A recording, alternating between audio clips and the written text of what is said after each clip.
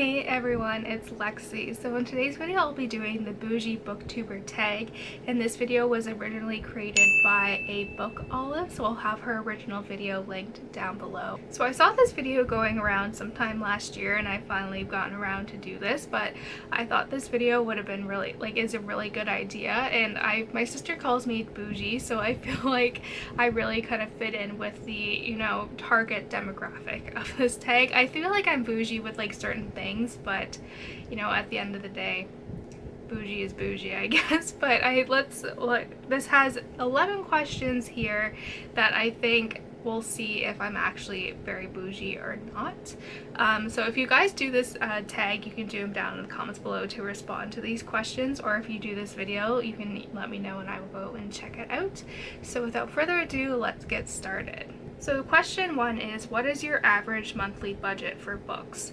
I will say it kind of depends if there is a new book coming out that is one of my most anticipated books. So it usually kind of varies how many books are coming out that month that I'm really interested in getting. So I'd say it varies between like $20 and $50, but some months I don't buy any books. Some months I buy maybe 1 or 2. So I think it varies, but I do get a lot of my books around kind of Christmas time because of my birthday. So a lot of like my big book hauls are for when I get gift cards for my birthday or anything like that, or I've been putting money aside to get books once my TBR starts to kind of slow down. So I think it kind of varies, but traditionally sometimes it can be 0, sometimes it can be 20, sometimes it can be 50, just depending on the new releases coming out and the ones that I'm most excited about. But for the most part, I keep it kind of very minimal. Question 2 is, what is the most you've ever spent in a bookstore?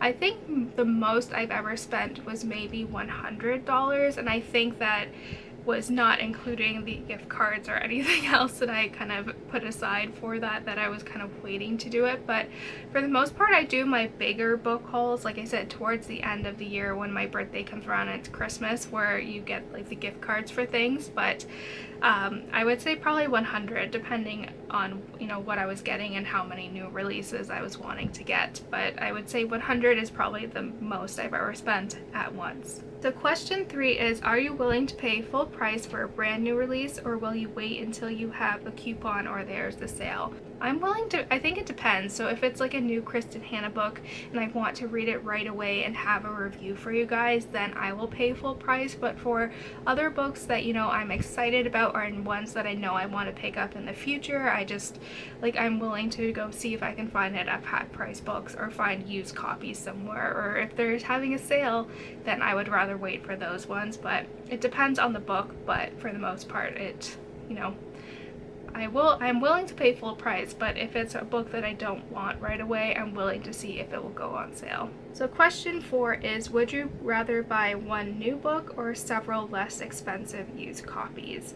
For this would have to be several less expensive used copies. Half Price Books is one of my favorite bookstores because you can get literally books that look brand new for $8 to $10. So me and my sister love going there and getting like maybe 3 books each, and it ends up being like $50 for the both of us for like 6 books, which is like the best thing ever. And especially because if you have books that you don't want, you can bring them in for store credit. So I feel like that's a win-win, and I think it's more economically and environmentally friendly to try to find used copies of books when you can.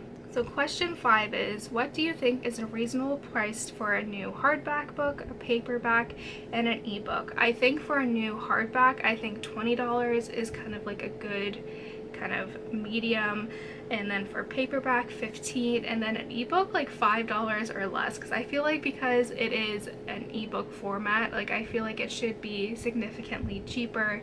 That is not always the case though, but depending, like especially if it's from one of the Amazon book kind of publishing places, you can get them for like $1 sometimes, which is so exciting. So question 6 is a signed book worth more to you, and how about a first edition? I would have to say no. I think I have 2 books that are signed, but they were ones that I bought them either I didn't look and see if they were signed, or one that I just ordered online and it came signed, and like that doesn't really mean anything for me unless it was from an actual like author event that I went to and I had like a memory for. Like I wouldn't pay more to have the book signed, or even for a first edition. Like I don't really care about those things. Like I don't really care that much about it, but if I have like a memory of meeting the author and having them sign it, like that would be more kind of like memory worth to me. But I'm not willing to pay, you know, $30 more for a signed edition. Alrighty guys, so don't laugh at me, but I forgot to film questions 7 and 8, so you're just gonna get my lovely voiceover for the next 2 questions. So question 7 is, what is more valuable?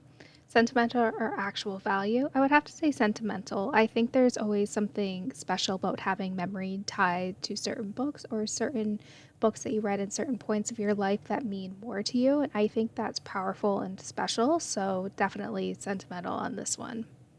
And question 8 is, will you pay more for a cover or edition you like better? I think it depends. Like I do like the house editions for Harry Potter, even though I already have like the original editions. But if it's just like 2 different covers and one cover is worth more and they come out at the same time, you don't really see the covers on your bookshelves anyway, so I'm not too picky about this. So question 9 is, what physical characteristics does a good quality book have?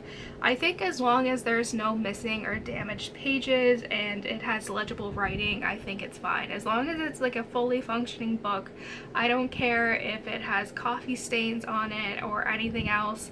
As long as you can like read what is actually in it without any problems, I think that's fine.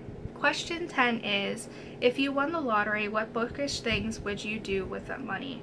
Realistically, I would buy my own home and then create my own little library in there.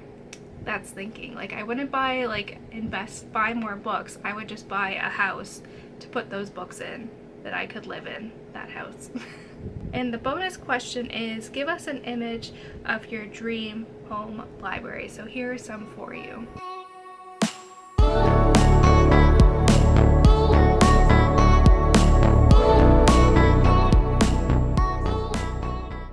That's it guys. I hope you guys enjoyed this video. Let me know in the comments below if you guys answered these questions. I'd love to go and check them out. But what do you guys think? Am I very bougie when it comes to my books?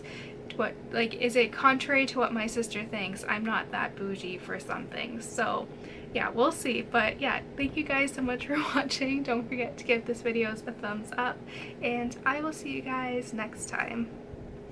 Bye guys.